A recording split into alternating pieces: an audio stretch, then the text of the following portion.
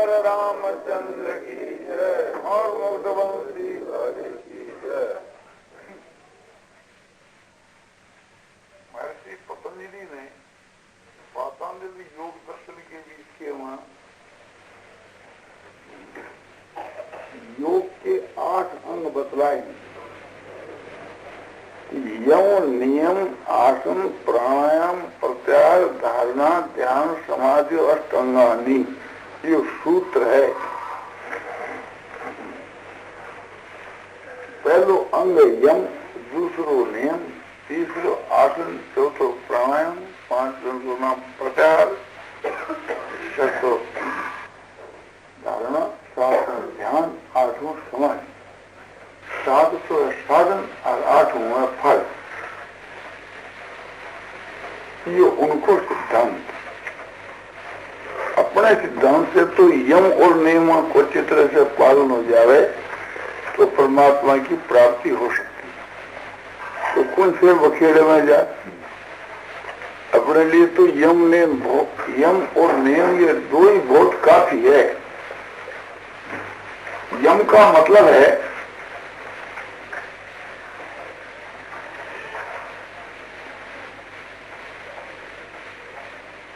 मन सहित इंद्रियों को संयम। यम माने एक प्रकार से वश कर। जहां समझो कि यम है, फिर वहां दूसरो यम नहीं आ सके। दूसरो यम यमराज, यमराज की फिर सामर्थ्य नहीं। एक यम यहाँ बैठे होता, उस यम के सामने वो यमराज नहीं आ सकते।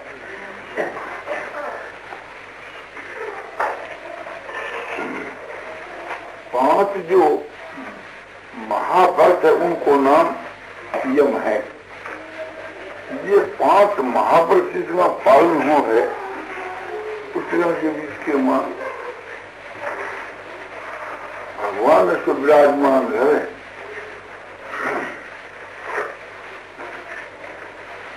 जो यम को भी यम है, यम को भी अपना शास्त्र में रखना हो।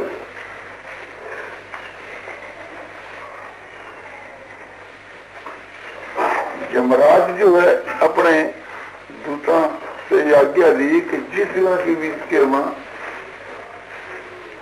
भगवत चर्चा हो उस जगह के वहां तुम लोग नहीं जाना, तुम्हारा वहां अधिकार। विष्णु पुराण के माया बात थी।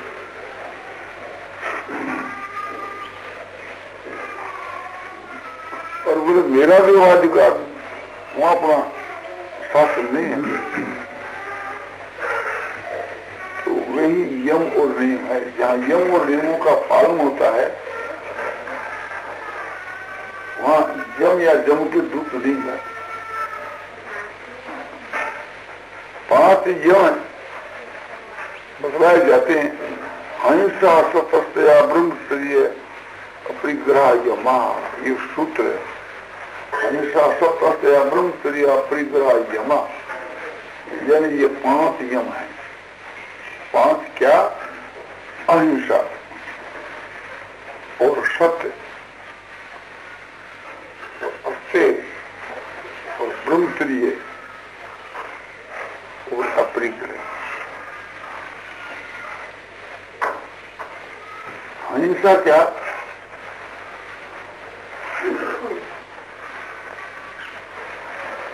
किसी जीव को किसी प्रकार किंचित मात्र भी दुख न पहुंचाए। किसी प्राणी को मन, वाणी, शरीर आदि द्वारा किसी उद्देश्य को लेकर के किंचित मात्र भी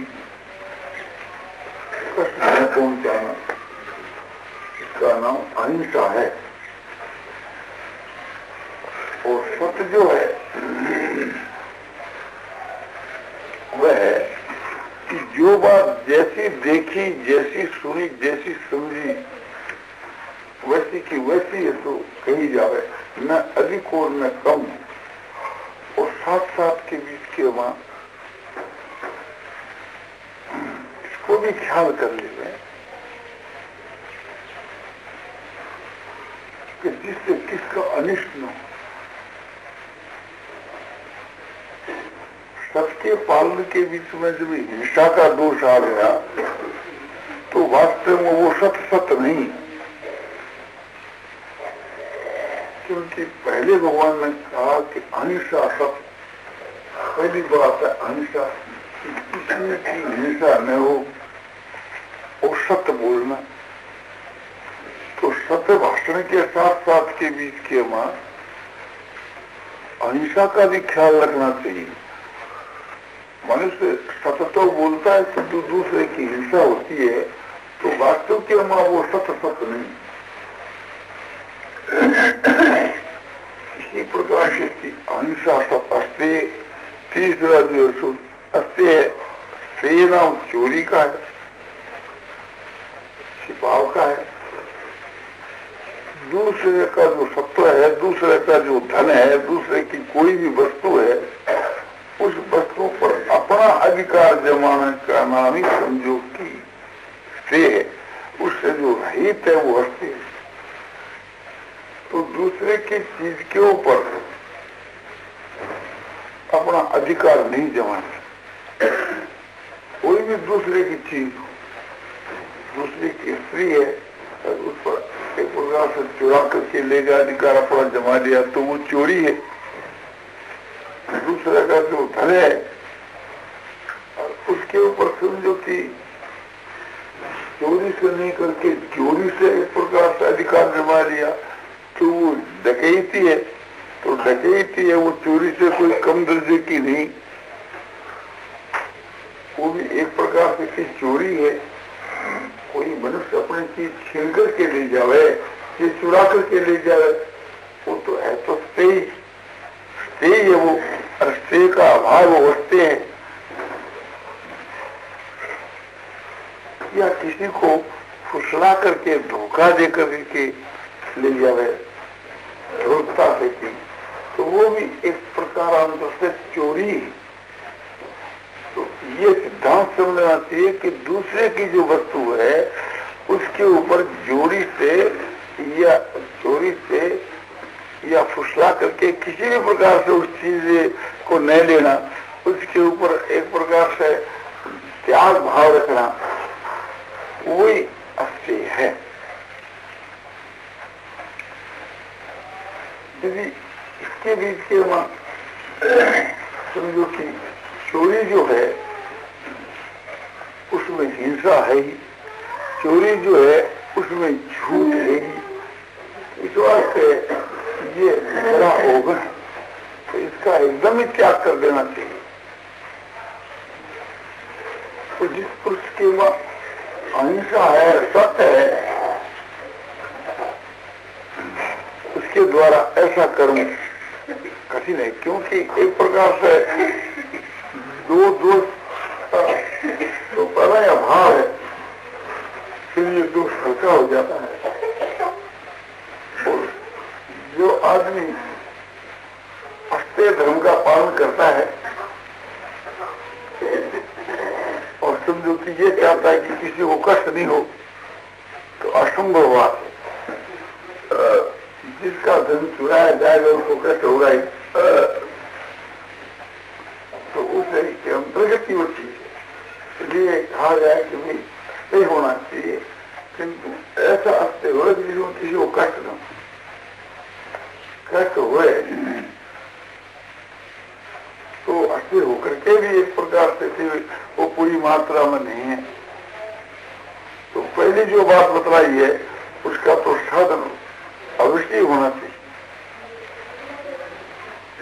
नंबरवार विचार करना।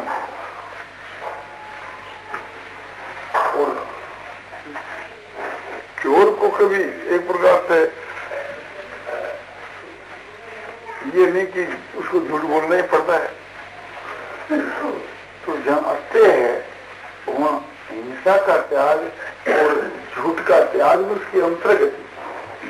तो ये समझना चाहिए कि जो आदमी अस्तेय धर्म का पालन करता है और फिर झूठ बोलता है, तो वास्तव में तो वो अस्तेय ही नहीं है, और फिर एक प्रकार से वो निभ भी नहीं सकता है। दूसरे के धन के ऊपर जो अपनी बुरी नहीं तो वही नहीं करनी चाहिए, उनके मत चुराना तो दूर है। और चौथा है ब्रह्मचर्य का पालन करना। तो सब प्रकार से समझो कि ब्रह्मचर्य का पालन है वही उत्तम कोटि का है।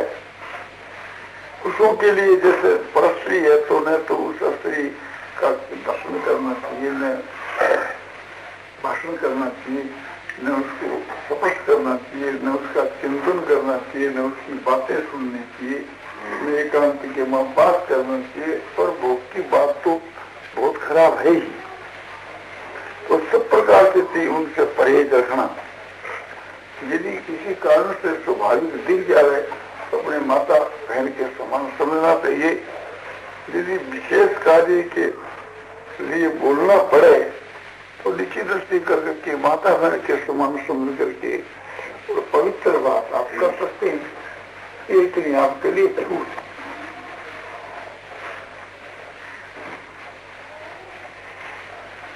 ब्रह्मचर्य का जो पालन है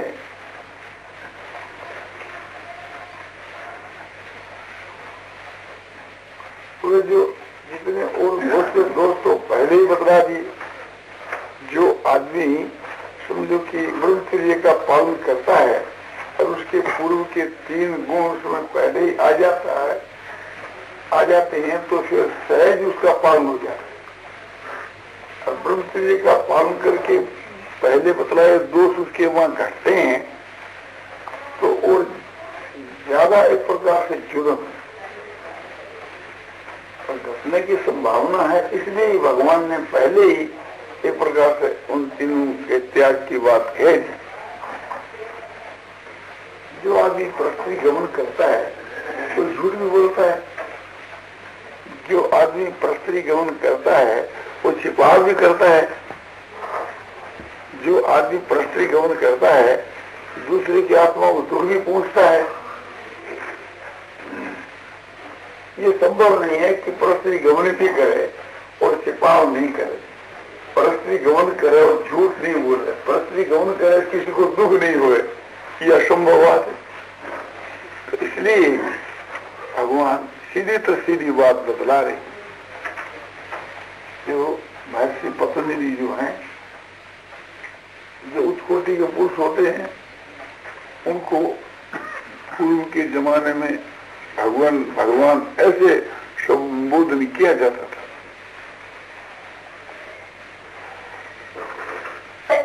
पांचवी बात है परिग्रह का त्याग। जहाँ परिग्रह का त्याग है वह पहली 4 बातों का स्वाभाविक ही त्याग है। जिसको कोई बात का संग्रह नहीं, कोई भोग सामग्रियों को इकट्ठा करना जो कोई परिग्रह है और उसका रहित होना ही अपरिग्रह है। तो ये बात घटती है वैराग वहां से। जब चित्त के वहां वैराग होता है तब एक प्रकार से समझो कि मन से संग्रह से रहित होता है, उसको किसी भी चीज की आवश्यकता नहीं रहती। जितनी आवश्यकता है, जितनी रागमयी है, आसक्तिमयी है, जहाँ वैराग है वहाँ कोई चीज की आवश्यकता नहीं। तो के वहाँ परिग्रह का त्याग स्वाभाविक होता है। और संग्रह है तो एक प्रकार से पूर्व में बतलाए शब्दों उसके वहां आकर घट जाते हैं। भोग सामग्रियों का संग्रह है तो फिर उस भोग सामग्री के साथ साथ के बीच के वहां बिना आरंभ के बिना कोई भोग होता नहीं, और आरंभ मात्र में हिंसा है। इस वास्ते बिना हिंसा के कोई भोग सामग्रियों का संग्रह असंभव बात। और जो भोगी है भोगों के वास्ते सामग्री इकट्ठी करता है वहां सबका पालन भी कठिन है। वहां पर एक प्रकार से छिपाव नहीं करना ये भी कठिन है, क्यों तो दास है भोगों का, और भोगों का जो दास है उसको सब कुछ करना पड़ता है। अधिक भोग सामग्री को संग्रह करता है, आतर फुलेल हारमोनिया बाजा, एक प्रकार से खान पान नाना प्रकार की नशा आदि की चीजा, तो फिर स्त्री संगम की भी इच्छा हो जाती है। तो सारे दोष उसके वहां करके घट जाते हैं। तो जो परिग्रह जो उसके वहां सारे दोष भरे हुए हैं, और जो संग्रह रहित है, परिग्रह रहित है, वो एक प्रकार से वहां कोई दोष की संभावना नहीं। एक मनुष्य के बीच के वहां बहुत से गुण घटते हैं, किंतु वैराग नहीं है तो कुछ भी नहीं है। हर एक वैराग घटता है तो सारे गुण उसमें अपने आप ही आ जाते हैं। इसलिए इस पर विशेष जोर दिया गया। तो पूर्व वालों से उत्तर का जब त्याग होता है तो पूर्व वाले दोष का अपने आप ही त्याग हो जाता है। तो चित्त के वहां वैराग हो जाता है तो सारे दोषों का उसमें अपने आप ही अभाव हो जाता है। तो इसलिए चित्त के वहां खूब वैराग रखना चाहिए। और ये 5 प्रकार के जो यम बतलाए, ये सब देश और सब काल के वहां और अपने इनकी सिद्धि हो जाती है, तो वो एक प्रकार से वे सब महाव्रत हो जाते हैं। महाव्रत कहते हैं। नारायण 5 प्रकार के जो यम बतलाए, ये एक देशी होने पर इसका नाम व्रत है, और सब देशी होने से इसका नाम महाव्रत है। एक देशी कैसे?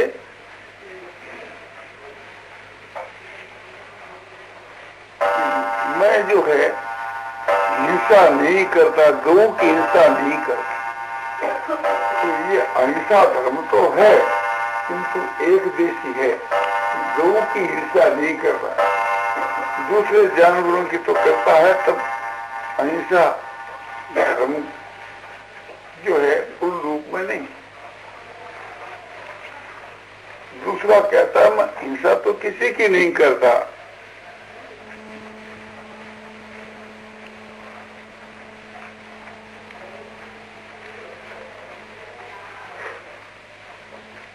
किंतु झूठ बोलता हूं तो उसका झूठ का जो बोलना है वो एक प्रकार से चीज, सत्य का जो पालन है वो उसका जो व्रत है उसमें बाधा आती है। और अहिंसा के विषय में भी समझो कि देश काल और जाति और निमित्त से ही तो है, वही उत्तम अहिंसा है। देश कैसे कि तीर्थ स्थान के बीच के वहां हिंसा नहीं करनी चाहिए। तो ये तीर्थ स्थान के अतिरिक्त हिंसा करता है तो देशगत इसके बीच के वहां दोष है। ये जो भाव है कि किसी स्थान में भी हिंसा नहीं करनी चाहिए, उसमें देशगत दोष नहीं आया। और कालगत दोष कैसे? कहता है कि पर्व काल के बाद मैं हिंसा नहीं करता, अमावस्या ने, पूर्णिमासी ने, ग्रहण के समय में आदि आदि एक प्रकार से समय के मां में हिंसा नहीं करता।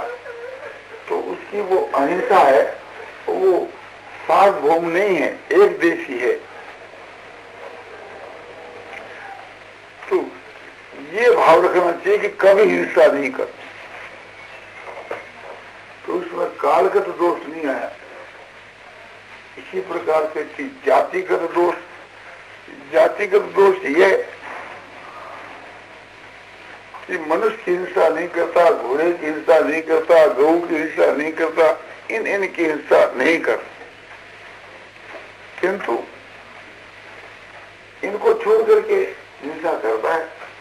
तो ये जातिगत उसके वहां दोष है, जिसके ये है कि किसी प्राणी की भी हिंसा किंचित मात्र भी वह नहीं करता, वो उत्तम अहिंसा धर्म का पालन है। देश काल और जाति के अतिरिक्त समय की बात आई या निमित्त की, निमित्त का नाम ही वहां समय है योग दर्शन। निमित्त क्या कि विवाह को छोड़ करके और कभी किसी निमित्त से मैं हिंसा नहीं करता।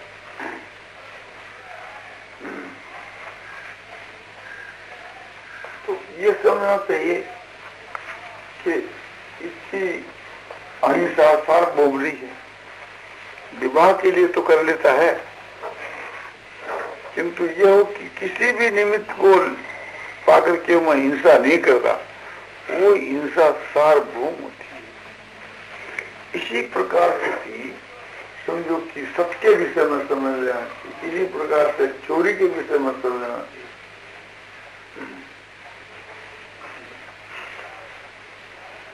जिसके कार्य के वहां ये देश, काल, जाति और निमित्त, इन सब से जो रहित जो यम का पालन है, वो उस कोटि का पालन है। इसके ये भाव है कि ये दोषों की जो बात कही, मैं किसी काल में इन दोषों को नहीं करता, किसी निमित्त से नहीं करता, और किसी जाति के साथ में ऐसा नहीं करता।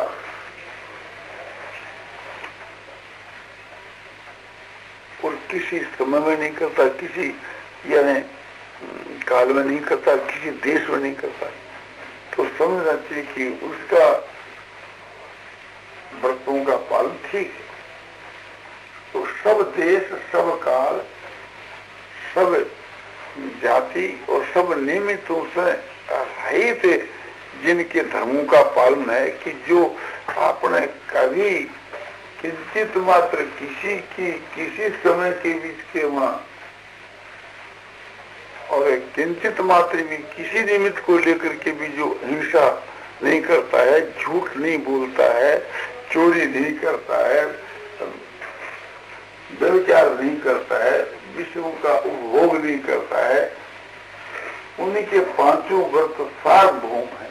उसी का नाम, इसको ये पांचों का नाम 5 महाव्रत। इससे इंद्रियों का, मन का, सबका संयम हो जाता है, इसीलिए इनका नाम यम रखा। इसी प्रकार से 5 जो है सो नियम है, यम और नियम। नी उपसर्ग का अध्याय और कर लिया गया। यम तो है ही, यम के साथ के बीच के मान नी नहीं है, और नियम के साथ के मान नी है। तो नी जो उपसर्ग है, ये उस बात का विशेष द्योतक है, इसमें और विशेषता है। तो क्या है कि शौच, संतोष, तपस्वाद्या, ईश्वर प्रणिधानानि नियम, ये 5 नियम है। एक तो शौच, दूसरा संतोष, तीसरा तप, चौथा स्वाध्याय और 5वां ईश्वर प्रणिधान। तो शौच क्या है? शौच माने पवित्रता। उस पवित्रता के 2 भेद हैं, एक बाहर की पवित्रता, एक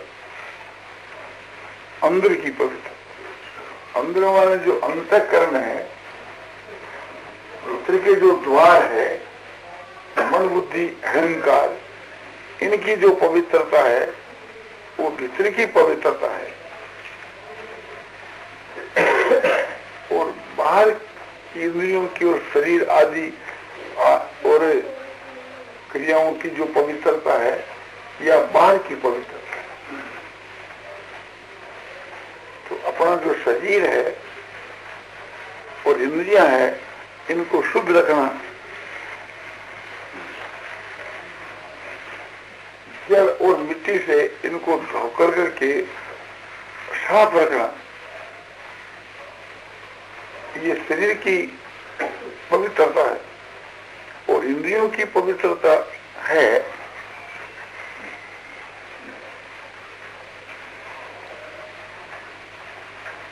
इंद्रियों के द्वारा प्रमाद नहीं करना, पाप नहीं करना, विषयों का उपभोग नहीं करना, ये इंद्रियों की पवित्रता है। यदि इस प्रकार से किया जाए तो वो इंद्रियां अपवित्र हो जाती।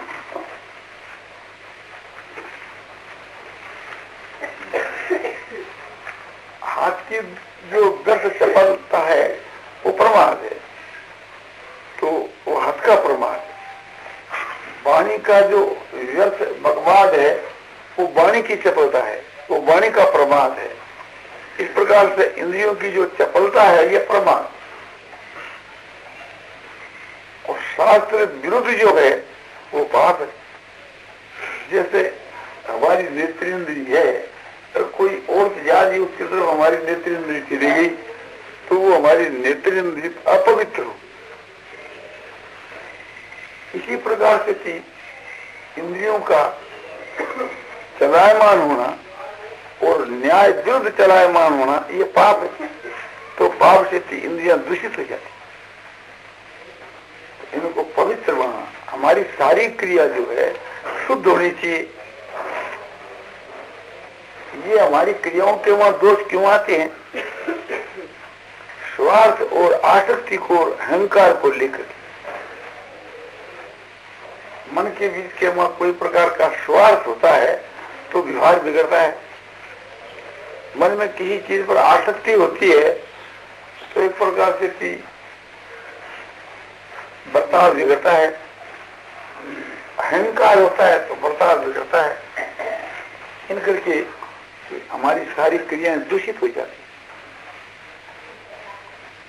किसी का फिर विस्तार होता है, जैसे समझो कि काम है, क्रोध है, लोभ है, मोह है, एक प्रकार से कि इनसे हमारा व्यवहार बिगड़ जाता है।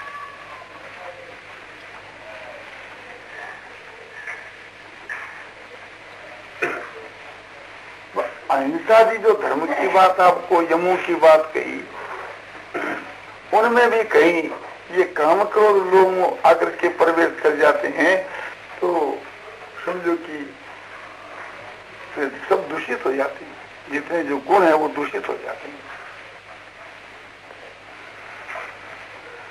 तो काम क्रोध लोगों आदि दोषों से जो रहित यमों का पालन है वही महाव्रत है। इसी प्रकार से इन दोषों से जो रहित नियमों का पालन है वही उच्च कोटि के नियम है। तो हमारा जो बाहर का जो व्यवहार है वो शुद्ध होना चाहिए। हमारा जो भोजन है वो भी शुद्ध होना चाहिए, आहार, और हमारा व्यवहार भी शुद्ध होना चाहिए। इनका नाम देखो आपने सदाचार, उत्तम आचरण का नाम ही सदाचार। और इंद्रियों का और शरीर का जो बाहरी पवित्र रखना है वो सोचाचार है। तो सोचाचार और सदाचार से बाहर की पवित्रता होती है। सबके साथ में उत्तम व्यवहार से ही बाहर की पवित्रता होती है। उत्तम भोजन करने से एक प्रकार से बाहर की पवित्रता समझ जाती है। और सोचाचार और सदाचार से बाहर की पवित्रता से जो भीतर की पवित्रता होती है, भीतर की पवित्रता में सहायक है। तो हमारा व्यवहार बड़ा सुंदर होना चाहिए, किंतु हमारे व्यवहारों में कहीं स्वार्थ आ जाता है तो वो व्यवहार दूषित हो जाता है। तो स्वार्थ से बचकर रहना चाहिए। स्वार्थ जो है मैला है, कपड़ा साफ है किंतु कहीं मैला लग जाता है, पेशाब लग जाता है, टट्टी लग जाती है तो महान एक अपवित्र हो जाता है। तो इसी प्रकार से ये जो स्वार्थ जो है ये मैला है, अहंकार जो है ये मैला है। इसी का ये विस्तार है कि काम क्रोध